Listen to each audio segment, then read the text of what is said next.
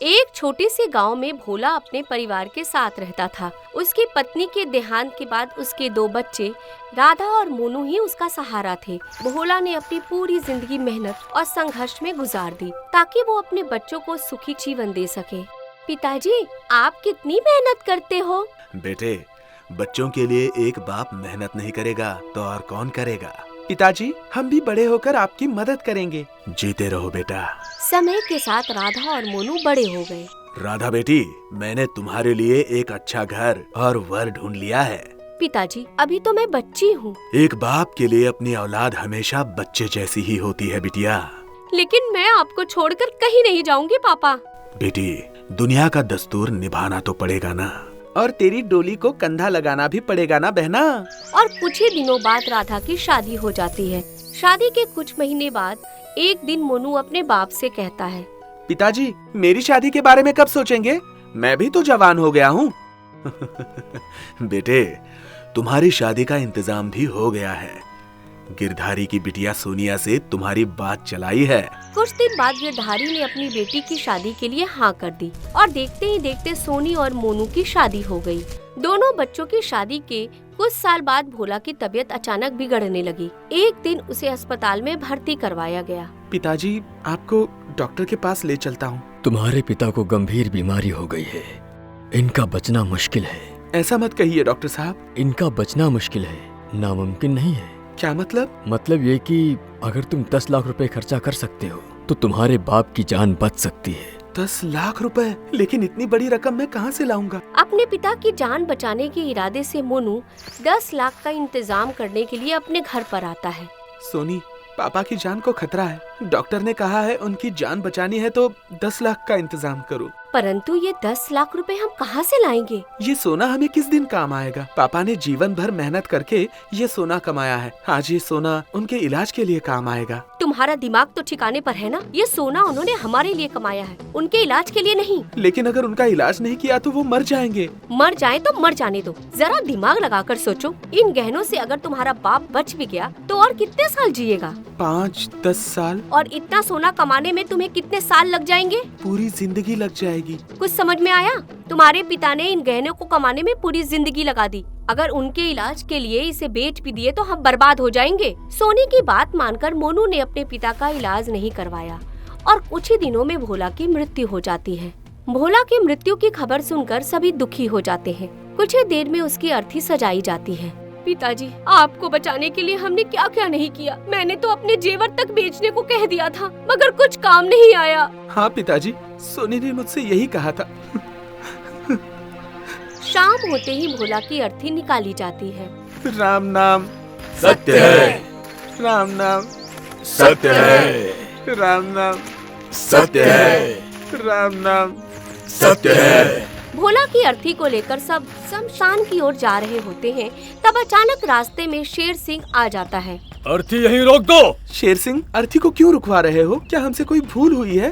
भूल तुझसे नहीं, तेरे बाप से हुई है। मेरे पिताजी से? मेरे पिताजी से क्या भूल हुई है शेर सिंह? यही कि तेरा बाप मुझे 10 लाख रुपए दिए बिना ही मर गया। 10 लाख? हाँ, तेरे बाप ने मुझसे 10 लाख रुपए उधार लिए थे। जब तक मुझे मेरे 10 लाख वापस नहीं मिल जाते तब तक भोला की अर्थी यहाँ से कहीं नहीं जाएगी। शेर सिंह की बात सुनकर सब दंग रह जाते हैं। सब अपने अपने घर चले जाओ, वरना मैं सबको जान से मार दूंगा।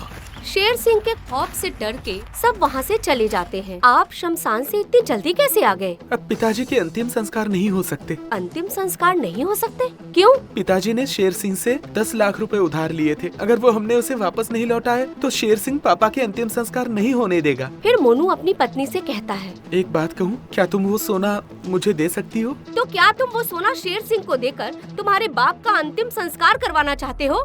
हाँ, अगर तुम चाहो तो। देखिए, मेरा तब भी यही जवाब था और अब भी वही जवाब है।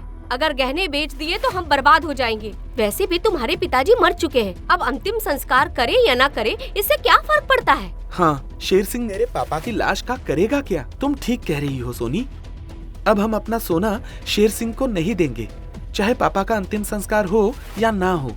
मोनू अपनी पत्नी की बात मानकर पैसे देने के लिए शेर सिंह के पास नहीं जाता। इसीलिए शेर सिंह भोला की अर्थी वहाँ से नहीं उठने देता है। ये बात ससुराल में रह रही भोला की बेटी राधा को पता चलती है। 10 लाख रुपए की वजह से मेरे पिताजी का अंतिम संस्कार नहीं हो पाया। मैं ये सोना शेर सिंह को देकर मेरे पिता का अंतिम संस्कार करवाऊंगी। राधा अपने सोने के गहने लेकर शेर सिंह के पास आती है।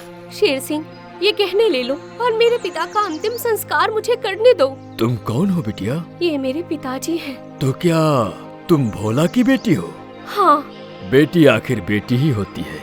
मुझे तुम पर गर्व है बेटी। अब मुझे इन गहनों की कोई जरूरत नहीं है।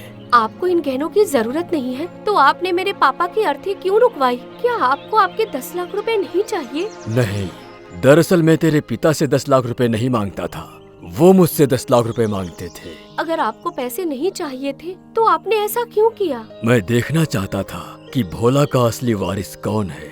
जो पैसे भोला ने मुझे उधार दिए थे, वो पैसे मैं उसके असली वारिस के हाथ में ही वापस देना चाहता था। ये लो बेटी, तुम्हारे पापा की अमानत।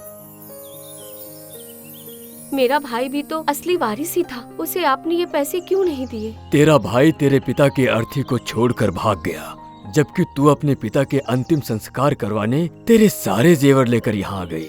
इसलिए मेरी नजर में भोला की असली वारिस तू ही है बेटी। अब ये पैसा सिर्फ तुम्हारा है। तुमने साबित कर दिया कि बेटियाँ बेटों से कम नहीं होती। फिर राधा और शेर सिंह ने मिलकर भोला का अंतिम संस्कार किया। मुझे माफ कर दो बहन, मैंने पिताजी के लिए कुछ नहीं किया। भाई, तुम्हें अपने किए पर पछतावा है, यही बहुत है। मैंने तुम्हें माफ कर दिया भाई।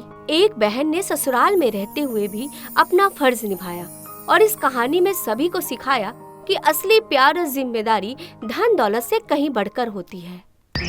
सोनपुर राज्य में सोना नाम की एक घमंडी राजकुमारी रहती थी। एक शाम सोना अपने महल की छत पर खड़ी हुई थी। तभी उसके पिताजी राजा वीर सिंह क्रोधित होकर वहां आए। राजकुमारी, मैं ये क्या सुन रहा हूँ कि तुमने ये आदेश जारी किया है कि जितने भी गरीब लोग हमारे राज्य में रहते हैं उन सबको राज्य से बाहर निकाल दिया जाए। आपने बिल्कुल सही कहा पिताजी। अब तक मैं तुम्हारी गलतियों को तुम्हारी नादानी समझते हुए बर्दाश्त करता हुआ आ रहा था, मगर इस बार तुमने हद पार कर दी है। पिताजी, मैंने ऐसा क्या कर दिया जो आप मुझ पर इतने भड़क रहे हैं? तुमने गरीबों को कीड़े मकोड़े समझा है। उनका अपमान करने का तुम्हें कोई अधिकार नहीं है। पिताजी, आप स्वयं सोचिए, जब ये गरीब कीड़े मकोड़े हमारे राज्य से निकल जाएंगे तो राज्य की सुंदरता कितनी बढ़ जाएगी। तुम हद से आगे बढ़ रही हो राजकुमारी। लगता है तुम्हें सुधारने का समय आ गया है। क्या मतलब? मतलब ये कि मैं तुम्हें इसी वक्त महल से निकल जाने का आदेश देता हूँ। क्या? पिताजी, आप मुझे महल से निकाल देंगे तो मैं कहाँ जाऊँगी? किसी गांव के गरीब मोहल्ले में झोपड़ी बनाकर उनके साथ में रहो, और जिस दिन तुम्हें यह एहसास हो जाए कि सारे इंसान बराबर होते हैं, तभी यहाँ वापस आना। राजकुमारी को गरीबों से नफरत थी, इसलिए वो किसी बस्ती में जाने के बजाय जंगल में झोपड़ी बनाकर रहने लगी। पिताजी ने गरीब भूखे नंगों के लिए मुझे राजमहल से निकाल दिया। तभी राजकुमारी के कानों में एक तांत्रिक की आवाज टकराई। तुम ठीक कहती हो राजकुमारी, तुम्हारे पिताजी को तुमसे ज्यादा गरीबों से लगाव है। राजकुमारी ने देखा तब वो तांत्रिक रहस्यमयी अंदाज में मुस्कुरा रहा था। तुम कौन हो बाबा? मैं तुम्हारे ही राज्य का एक तांत्रिक हूँ जो तुम्हारी ही तरह विचार रखता था, और इसी बात से क्रोधित होकर तुम्हारे पिता ने मुझे भी राज्य से बाहर निकाल दिया है। क्या आप भी गरीबों से नफरत करते हो? हाँ, अगर तुम चाहो तो मैं तुम्हें ऐसे मंत्र सिखा सकता हूँ जिससे तुम अपने पिता से अपनी हर बात मनवा सकती हो। क्या उस मंत्र से जो मैं चाहूँगी वही पिताजी करेंगे? हाँ। गरीबों को अपने राज्य से निकाल भी देंगे? हाँ। अगर ऐसी बात है तो मैं मंत्र सीखने के लिए तैयार हूँ। ठीक है। फिर राजकुमारी तांत्रिक से तंत्र मंत्र सीखने लगती है। ओम ह्रीं क्लीं चामुंडाय नमः। ओम ह्रीं क्लीं चामुंडाय नमः। ओम ह्रीं क्लीं चामुंडाय नमः। ओम ह्रीं क्लीं चामुंडाय नमः। जैसे ही राजकुमारी ने मंत्र बोलना शुरू किया, अचानक ही वहाँ पर एक भयानक चुड़ैल प्रकट होती है। राजकुमारी सोना चुड़ैल को देखकर डर गई। कौन हो तुम? मैं हूँ जलाली चुड़ैल। तुमने मंत्र बोलकर मुझे पुकारा है, इसलिए मैं आई हूँ। अब मुझे अपने शरीर में आने दे। नहीं नहीं, तुम मेरे शरीर में नहीं आ सकती। डरो मत राजकुमारी, तुम इसे अपने शरीर में प्रवेश करने दो। पर इससे क्या होगा? जैसे ही ये तुम्हारे शरीर में प्रवेश करेगी, तुम बहुत ही सुंदर और शक्तिशाली हो जाओगी। उसके बाद तुम्हारा मुकाबला कोई नहीं कर पाएगा। अगर ऐसी बात है तो मैं चुड़ैल को आदेश देती हूँ, ये मेरे शरीर में प्रवेश कर सकती है। अचानक चुड़ैल काले धुएं के रूप में राजकुमारी के शरीर में समा जाती है। चुड़ैल के राजकुमारी के शरीर में प्रवेश करते ही राजकुमारी सुंदर होने की बजाय बदसूरत और भयानक हो जाती है। ये मुझे क्या हो गया? मैं इतनी बदसूरत कैसे हो गई? तांत्रिक हंसते हुए बोला। राजकुमारी, अब तू मेरे बस में है। अब से मैं जो बोलूँगा तुम्हें वही करना पड़ेगा। लेकिन तुमने तो कहा था कि मैं सुंदर और ताकतवर बन जाऊंगी, लेकिन मैं तो बदसूरत बन गई हूँ। तुम बदसूरत भले ही हो गई हो, लेकिन ताकतवर भी बन गई हो। अब मैं तुम्हारी ताकत का उपयोग अपना बदला लेने के लिए करूँगा। क्या मतलब? तेरे कारण मैंने अपना पुत्र खोया है, अब मेरे कारण तू अपना बाप खो देगी। आखिर मैंने ऐसा क्या किया है जो आप मुझसे बदला ले रहे हो?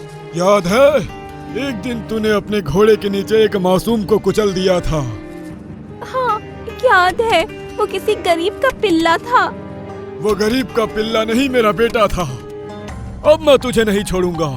देखो बाबा, मुझे ताकतवर नहीं बनना है, चलो मुझे पहले जैसा सुंदर बना दो। हाँ नहीं, अब मैं ऐसा कभी नहीं करूंगा। अब मैं तुमसे तुम्हारे राज्य का सर्वनाश कराऊंगा। ओम ह्रीं क्लीं चामुंडाय नमः। ओम ह्रीं क्लीं चामुंडाय नमः। तभी अचानक राजकुमारी चुड़ैल में परिवर्तित हो जाती है।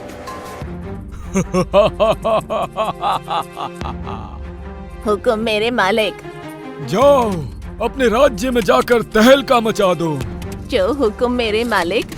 कुछ ही देर में चुड़ैल बनी राजकुमारी अपने ही राज्य में जाकर तबाही मचा देती है।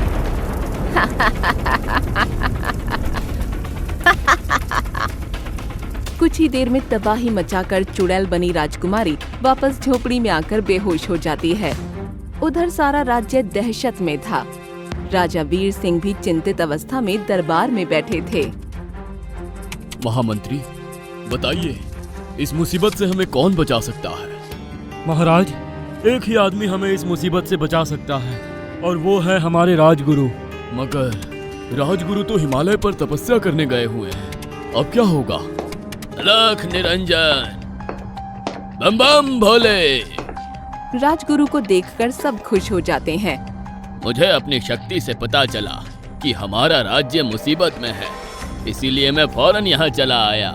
गुरुदेव, एक चुड़ैल ने हमारे राज्य में आतंक मचा रखा है, हमें उस चुड़ैल से बचा लीजिए। राजन, वो चुड़ैल कोई और नहीं, तुम्हारी बेटी है। क्या? हाँ महाराज, राजकुमारी ही चुड़ैल बनकर लोगों को मार रही है। मगर ऐसा कैसे हो सकता है? एक तांत्रिक ने उसे वश में करके चुड़ैल बना दिया है। मगर तांत्रिक ने ऐसा क्यों किया?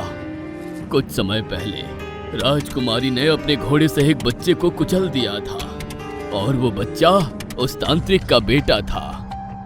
ये सुनकर राजा वीर सिंह घबराते हुए बोले। गुरुदेव, कुछ कीजिए, वरना हमारे राज्य का सर्वनाश हो जाएगा। चिंता मत करो महाराज, मैं राजकुमारी के शरीर से चुड़ैल को बाहर निकाल दूंगा। मगर कब गुरुदेव?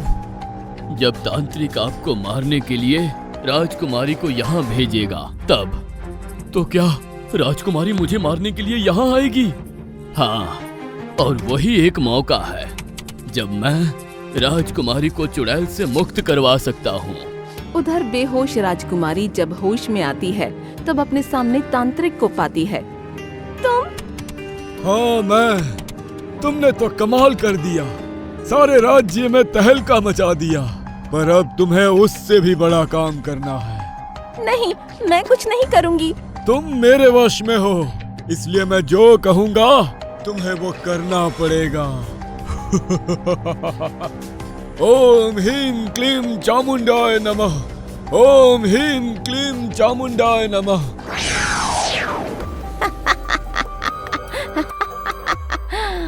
हुक्म मेरे मालिक।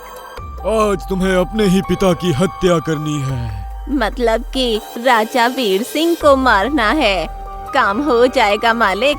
तांत्रिक का हुक्म मिलते ही राजकुमारी चुड़ैल बनकर अपने पिता राजा वीर सिंह के सामने प्रकट होती है।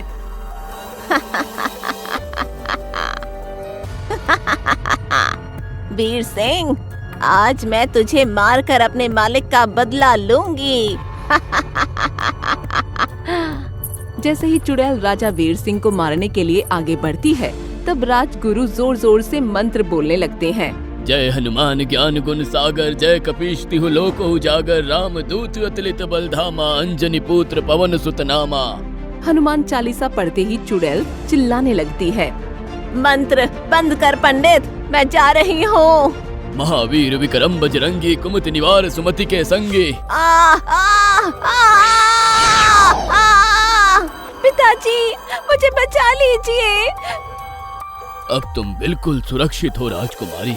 गुरुदेव, मेरे शरीर से चुड़ैल तो निकल गई, लेकिन मेरी सुंदरता अभी तक वापस नहीं आई। इसके लिए हमें 2 काम करने होंगे। पहले उस तांत्रिक को मारना होगा ताकि वो चुड़ैल दोबारा तुम्हारे शरीर में प्रवेश ना कर सके। और दूसरा काम? दूसरा काम मैं तुम्हें बाद में बताऊंगा। इतना बोलकर राजगुरु आंखें बंद करके मंत्र पढ़ते हैं।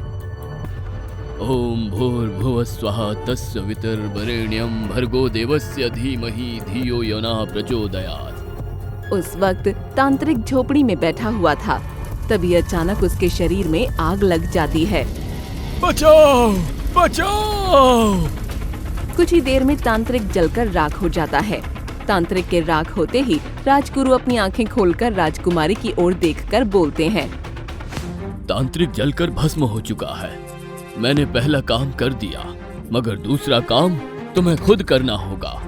मैं कुछ समझी नहीं गुरुदेव। याद कर, किसी गरीब की तूने हाय ली है, जिसे तूने सताया है, बहुत सताया है। राजकुमारी याद करती है। तब अचानक उसे याद आ गया कि कुछ समय पहले उसने रमेश नाम के एक गरीब को बहुत ज्यादा सताया था। गुरुदेव, याद आ गया, मैंने गरीब महेश को बेवजह सजा दी थी, उसे बहुत सताया था।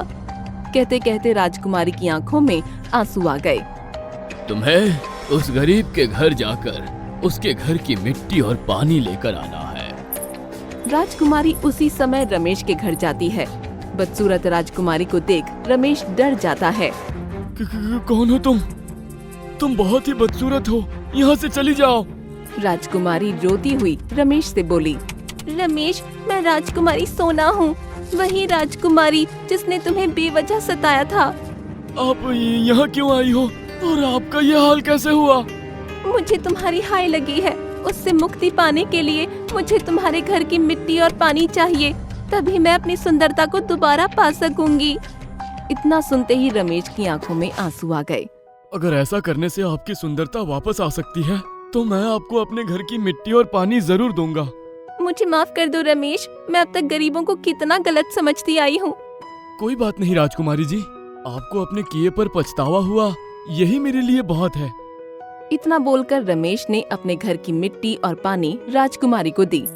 फिर राजकुमारी तुरंत राजगुरु के पास आ गई। राजगुरु ने उस पानी को मिट्टी में मिला दिया और उसका एक प्रकार का लेप बनाते हुए राजकुमारी को दिया। इसे अपने चेहरे पर लगा लो। जैसे ही राजकुमारी ने लेप लगाया, वो पहले जैसा बन गई। मैं पहले जैसी सुंदर बन गई। देखो देखो पिताजी, मैं पहले जैसी सुंदर बन गई। बेटी, सुंदर शरीर ही नहीं, दिल भी होना चाहिए। तुम जिन गरीबों को कीड़ा मकोड़ा समझती थी, उन्होंने ही तुम्हारे बुरे समय में तुम्हारी मदद की है। मुझे अपनी गलती का एहसास है पिताजी। आज से मैं कभी किसी गरीब को परेशान नहीं करूंगी, सबकी मदद किया करूंगी। उस दिन के बाद राजकुमारी सोना एक अच्छी राजकुमारी बन गई। अब वो सबकी मदद करती है।